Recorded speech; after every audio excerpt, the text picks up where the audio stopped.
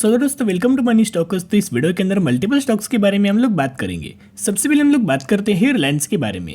तो बेसिकली दोस्तों रिलायंस का अगर आप परफॉर्मेंस देखोगे आज के दिन का, तो ऑलमोस्ट हमें 0.49% की पॉजिटिवली हमें जंप नजर आ चुकी है।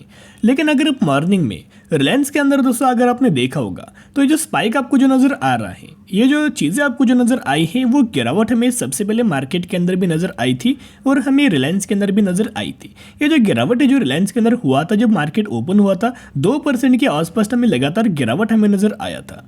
लेकिन दोस्तों अगर रिलायंस यहाँ जितना हमें रिलायंस ने सस्टेन किया है, ऊपर धीरे धीरे करके हमें आगे बढ़ा है, यही वजह है जो मार्केट के अंदर हमें तेजी आई है।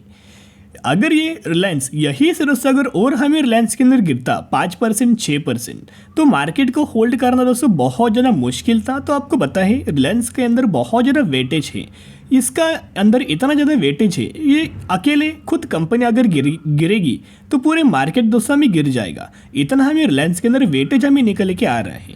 तो जिसके चलते कंपनी ने करंट बेसिस के ऊपर जो होल्ड किया है, इसी की वजह से मार्केट के अंदर हमें रिकवरी नजर आई थी। आपको पता है आज के दिन क्या इवेंट था कि सबसे ज़्यादा जो आईटी सेक्टर के ही अंदर हमें गिरावट हुआ था। तो आईटी सेक्टर के अंदर जो हम बड़े बड़े जो कंपनीज है, विप्रो हो, इन्फोसिस हो, टीसीएस हो, उन कंपनीज के अंदर तो ह्यूज अमाउंट ऑफ गिरावट हुआ।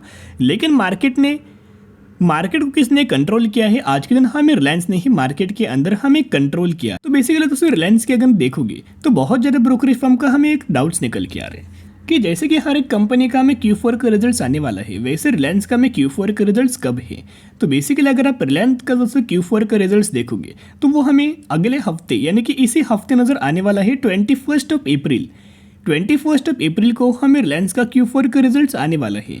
तो जहां कंपनी ने पिछले क्वार्टर के अंदर अगर आप कंपेयर करेंगे तो बहुत ज़्यादा बुरा हमें रिलायंस ने परफॉर्म किया था। अगर इस वक्त रिलायंस दोस्तों अगर बुरा परफॉर्म करे, अगर मार्केट की एक्सपेक्टेशंस फुलफिल ना करे, तो आप समझ सकते हो कि सबसे ज़्यादा इसी कंपनी के ऊपर हमें वेटेज है। अगर रिलायंस गिरता है तो पूरी मार्केट दोस्तों गिर जाती है। तो अगर रिलायंस दोस्तों अच्छा अगर परफॉर्म करे तो ही हमें मार्केट के अंदर आने वाले समय के अंदर रिकवरी के चांसेस है। नहीं तो दोस्तों मार्केट फिर हमें उसी लेवल्स के आसपास आ सकते हैं जहाँ से हमें मार्केट ने कम बैक किया था, या फिर जहां से मार्केट हमें आगे बढ़ा था। तो ये जो हफ्ता होने वाला है वो बहुत ज़्यादा मार्केट के लिए इंपॉर्टेंट होने वाला है, रिलायंस के लिए भी इंपॉर्टेंट होने वाला है। बेसिकली अगर आप दिसंबर क्वार्टर का रिलायंस का परफॉर्मेंस देखोगे, रेवेन्यूज के अंदर तो जंप आई नहीं, लेकिन इनकम देखो, अर्निंग पर शेयर देखो, या फिर इनकम मार्जिन देखो, तो वही हमें गिरावट वाली परफॉर्मेंस हमें रिलायंस ने पेश किया था। तो अभी देखिएगा, जो भी कंपनी अच्छी होती, जो भी कंपनी फंडामेंटली स्ट्रांग होती है, उन कंपनीज का बिजनेस क्या होता है कि वो आने वाले समय के अंदर ट्रेंड क्या होने वाला है, जो अपना बिजनेस ट्रेंड के हिसाब से चेंज करता है, उन्हीं कंपनीज के अंदर बहुत ज़्यादा कम समय के अंदर ग्रोथ हमें नजर आ जाती है। जो भी कंपनीज आने वाले फ्यूचर में डिमांड क्या होने वाली, वो डिमांड दोस्तों अभी से वो फुलफिल करे, तो वही कंपनी के अंदर आने वाले कम समय के अंदर आपको सबसे ज़्यादा हमें रिटर्न्स वो कंपनी प्रोवाइड कर सकती है, और उसी कंपनी के अंदर सबसे ज़्यादा हमें ग्रोथ नजर आ सकती है। तो अगर रिलायंस का अगर आप दोस्तों बिजनेस देखोगे, तो सबसे पहले कोई भी कंपनी अगर आगे बढ़े, अगर उस कंपनी के अंदर ग्रोथ चाहिए, अगर वो कंपनी के अंदर तेजी आए, तो उस कंपनी का सबसे ज़्यादा जो इंपॉर्टेंट चीज़ होता है बिजनेस अपडेट्स। तो रिलायंस का जो बिजनेस अपडेट जो आने वाला है 21 अप्रैल को हमें Q4 का रिजल्ट्स आने वाला है। तो किस तरह से कंपनी परफॉर्म कर सकते हैं, सबसे पहले रिलायंस का अगर आप बिजनेस देखोगे तो पेट्रोकेमिकल्स के अंदर कंपनी का बिजनेस था। लेकिन करंट बेसिस की रिलायंस के अंदर देखोगे तो रिलायंस ने अपनी ट्रेंड के हिसाब से अपना जो बिजनेस है वो डाइवर्सिफाई कर रहा है धीरे धीरे करके। यानी कि बेसिकली जो ट्रेंड क्या है, डिमांड क्या है, जो आने वाले समय के अंदर कंपनी फुलफिल करना चाहती है। आपको दोस्तों पता होगा कि रिटेल सेगमेंट्स के अंदर कंपनी बहुत ज़्यादा चेंजेस कर रही है। रिटेल सेगमेंट के अंदर हर एक दिन कोई ना कोई हमें अपडेट्स आता है, कोई ना कोई प्रोडक्ट्स कंपनी हमें लॉन्च करती है मार्केट के अंदर। तो ये सबसे पहली चीज़। सेकेंड चीज़ की अगर बात की जाए, जियो का जो 5G वाला जो नेटवर्क है, उसके ऊपर लगातार दोस्तों हमें कंपनी फोकस कर रही है, क्योंकि आने वाले फ्यूचर में डिमांड उससे फुलफिल करना चाहते हैं, जिसके चलते जो भी कंपनी डिमांड फुलफिल करेगी, मैंने जैसे कि आपके साथ शेयर किया, उस कंपनी को रेवेन्यूज के अंदर और हर एक पैरामीटर्स के अंदर हमें ग्रोथ दोस्तों निकल के आ जाएगी। तो यहाँ इनका अगर आप रेवेन्यू सेगमेंट देखोगे या फिर रेवेन्यूज ब्रेकअप देखोगे, तो यहाँ ऑलमोस्ट हमें 23% के आसपास कंपनी रिटेल सेगमेंट से अपना रेवेन्यूज हमें जनरेट करती है। वो रिटेल सेगमेंट्स यानी कि क्या, बेसिकली कंपनी फैशन के अंदर इन्वॉल्वमेंट है, कंज्यूमर्स के अंदर है, इलेक्ट्रॉनिक्स के अंदर है, लाइफस्टाइल्स के अंदर है, ग्रोसरीज के अंदर है, फार्मा हो, कनेक्टिविटी हो, हर एक सेगमेंट्स के अंदर कंपनी अपना बिजनेस करती है। और ज़्यादातर जो इनका जो स्टोर का जो ब्रांड है, उसके हिसाब से रिलायंस फ्रेश, डिजिटल, स्मार्ट, हेमलेस, जियो आउटलेट्स, नेटमेट्स, तो इस तरह से कंपनी का हमें आउटलेट्स भी हमें नजर आ रहा है। तो सबसे पहले अगर आप स्टॉक मार्केट के अंदर आए हो और अगर आप अच्छी कंपनी के अंदर निवेश करेंगे तो बेसिकली दोस्तों आपको कंसिस्टेंटली धीरे करके आपको लंबे समय के अंदर रिटर्न मिल जाएगा। जो स्टॉक मार्केट है वो बहुत ज़्यादा स्लो चलने वाला प्रोसेस है, टाइम टेकिंग प्रोसेस है, तो उसके हिसाब से दोस्तों आपको एडजस्ट करना पड़ेगा। और अगर आपके पास पेशेंस है तो ही आने वाले सालों में कोई भी कंपनी के अंदर बड़ी वेल्थ दोस्तों आपको क्रिएट करके कंपनी देगी। लेकिन कोई स्कीम नहीं है कि एक साल में आपका पैसा डबल हो जाएगा, 2 दिनों में आपका पैसा डबल हो जाएगा, एक साल में आपका पैसा डबल होगा या फिर एक महीने में आपका पैसा डबल होगा। ऐसा अगर आप स्कीम लेके आएंगे तो 100% आपको स्टॉक मार्केट के अंदर लॉस ही लॉस होगा। और जितना भी फंड लेके आएंगे, 10 लाख लेके आओ, 1 करोड़ लेके आओ, 10 करोड़ लेके आओ, जीरो ही दोस्तों वो करने वाला है। यहाँ अगर आप रिलायंस का दोस्तों मैक्सिमम के अंदर परफॉर्मेंस देखोगे, मैंने बहुत बार शेयर किया था, आपको शॉर्ट टर्म में इन कंपनीज के अंदर कमजोरी आ सकती है, लेकिन लंबे समय के लिए बहुत ही अच्छे खासे कंपनीज परफॉर्मेंस कर सकती है। जिन भी लोगों ने 2010 में, 2012 में, 2015 में, 2017 के अंदर दोस्तों निवेश किया होगा इस टाइम रेंज के अंदर, तो कंपनी का प्राइसिंग 370 रुपये के आसपास चल रहा था। और कंपनी ने जो अपना हाई जो क्रिएट किया था ऑलमोस्ट 3000 रुपीज़ के आसपास हाई क्रिएट किया था।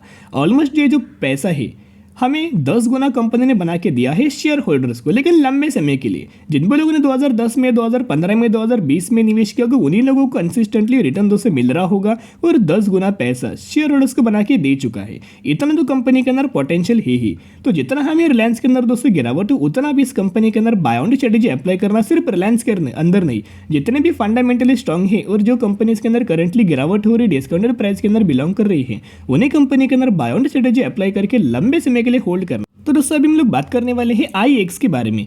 तो ये हफ्ते, अगले हफ्ते, उसके अगले हफ्ते बहुत ज़्यादा हमें ट्रेंड के अंदर ये IEX आपको शेयर हमें चलते नजर आ सकता है।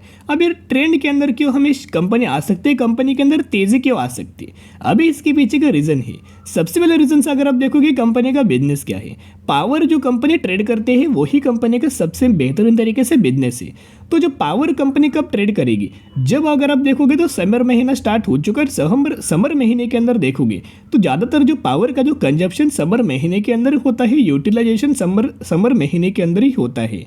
तो अगर पावर की डिमांड बढ़ेगी, यूटिलाइजेशन बढ़ेगा, कंजप्शन बढ़ेगा, तो सबसे ज़्यादा पावर इन्हीं को ट्रेड करना पड़ेगा। तो पावर रिगार्डिंग ट्रेड करना कंपनी का बिजनेस है।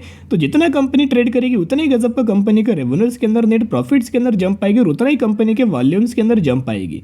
तो जो कंपनी का जो प्राइस है 154 रुपीज़ के ऊपर कंपनी ट्रेड कर रही है, लेकिन 150 रुपीज़ का extremely higher level support level निकल के आ रहे हैं। ये जो सपोर्ट लेवल के ऊपर जब तक कंपनी, तब तक दोस्तों कंपनी के अंदर जो टारगेट्स हमें जो ब्रोकर के द्वारा दिए जा रहे हैं 170 रुपीज़ का टारगेट हमें शॉर्ट टर्म बेसिस के ऊपर दिया हुआ है। लेकिन ब्रोकरेज फर्म को कभी भी फॉलो नहीं करना चाहिए, खुद के एनालिसिस को फॉलो करना चाहिए, खुद की स्टडी को फॉलो करना चाहिए।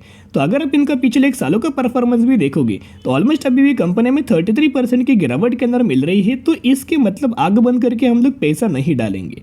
जो भी लोग यहाँ सेफर साइड से निवेश करना चाहते हैं वो सबसे पहले क्या करना चाहिए, आपको Q4 का रिजल्ट किस तरह से IEX अपना परफॉर्म करती है उसके ऊपर सब कुछ डिपेंड होने वाला है। अगर Q4 के रिजल्ट्स के अंदर बहुत अच्छा IEX परफॉर्म करेगी उसके बाद सडन आप कंपनी के अंदर बाय ऑन स्ट्रेटेजी अप्लाई करके लंबे समय के लिए होल्ड करना।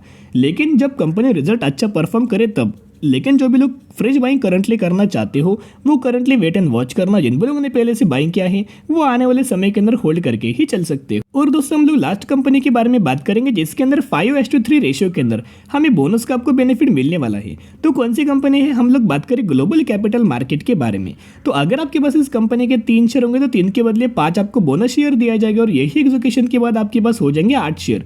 तो ये आपको बोनस के बेनिफिट और स्प्लिट का अगर आप बेनिफिट देखोगे 1:10 रेशियो में, यानी कि अगर आपके पास इस कंपनी के 1 शेयर होंगे तो 1 के बदले आपको 10 शेयर मिलेंगे। तो इसी रेशियो के अंदर आपको बोनस के साथ साथ स्प्लिट का बेनिफिट मिलने वाला है। तो जरूर कंपनी के बारे में स्टडी करना, एनालिसिस करना और अगर आपको कंपनी पसंद आए तो ही निवेश करना। सिर्फ हमें अपडेट्स आए तो यही अपडेट्स के बारे में मैंने आपके साथ कवरअप किया है। तो स्टडी करके ही निवेश करना। मैक्सिमम के अंदर 1200% के आसपास कंपनी ने परफॉर्मेंस दे चुकी है।